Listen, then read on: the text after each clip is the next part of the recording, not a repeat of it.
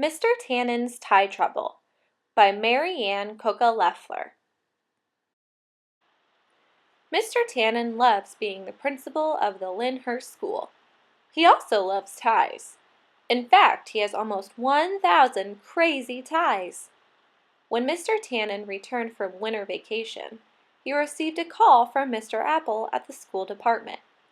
Mr. Apple told him that because many things at the school had to be fixed, there wasn't enough money left for a new playground. Mr. Tannen sadly hung up the phone and gazed out at the broken-down playground. He heard a click-clank. He looked up to see Kaylee and Alex lugging in a big jar filled with money. "Here it is! $148.29 for the playground fund," said Kaylee proudly. "New playground, here we come!" cheered Alex. Mr. Tannen didn't know what to say. After school, Mr. Tannen sat in his office, staring at the jar. He sighed. "Now I'm in a real pickle.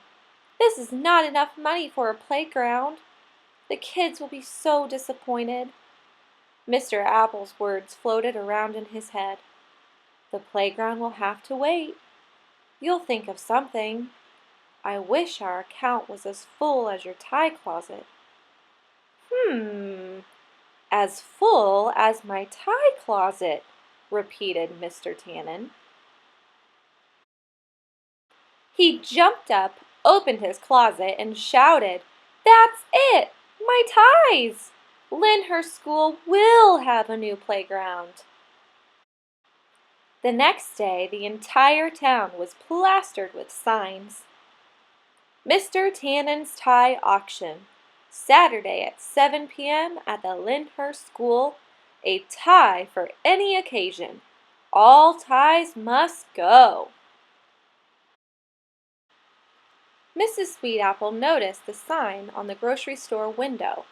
She called her husband, Mr. Apple.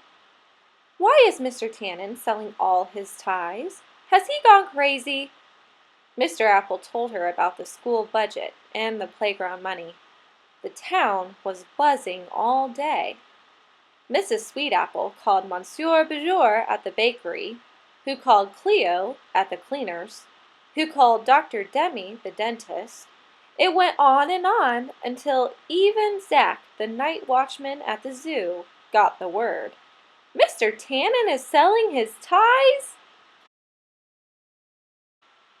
On Saturday, the whole town showed up for the auction. Monsieur Beaujour started the bidding. "I'll give you $50 for the donut and Danish tie." Lolly the librarian bought the book tie. Dr. Demi was the proud owner of the toothbrush tie. Kaylee handed over her entire piggy bank for the hot dog tie. Mrs. Sweetapple just had to have the wedding bells tie, and of course, Mr. Apple chuckled as he paid quite a bit of cash for the crab apple tie. The auction was a huge success. Every tie was sold except one. Mr. Tannen couldn't part with his beloved blue ribbon tie. It was a present from Mr. Apple for being a great principal. He looked out at a sea of townspeople, all wearing his ties. "Thank you all. I have always taught my students, the more you give, the more you get. With this money, the Lyndhurst School will have a new playground." Mr. Tannen swallowed hard. "My ties now belong to the town. Wear them proudly." And throughout the spring, that's just what everyone did. But sometimes Mr. Tannen would forget his closet was empty. He would open it to get a tie, and with a tinge of sadness, he would remember he only had one tie, and he was wearing it. Then he'd look outside at the playground being built. "You have to give to get," he thought. Soon it was opening day at the new playground. Mr. Tannen had invited the whole town to the ribbon-cutting ceremony. He tucked his speech in his pocket, grabbed his special scissors, and adjusted his tie. He wished he had on his official ribbon-cutting tie. The schoolyard was overflowing with people. Mr. Tannen made his way through the crowd. Then he saw it, Mr. Tannen's playground. The playground was tied in a giant ribbon made from Mr. Tannen's ties. Mrs. Sweetapple and Mr. Apple were at the microphone. Mr. Tannen, you have taught us all. The more you give, the more you get, said Mrs. Sweetapple. You have given us a playground. We are giving you back your ties. With that, Mr. Apple untied the tie ribbon and announced, Mr. Tannen's playground is now open. Mr. Tannen and his ties were together again.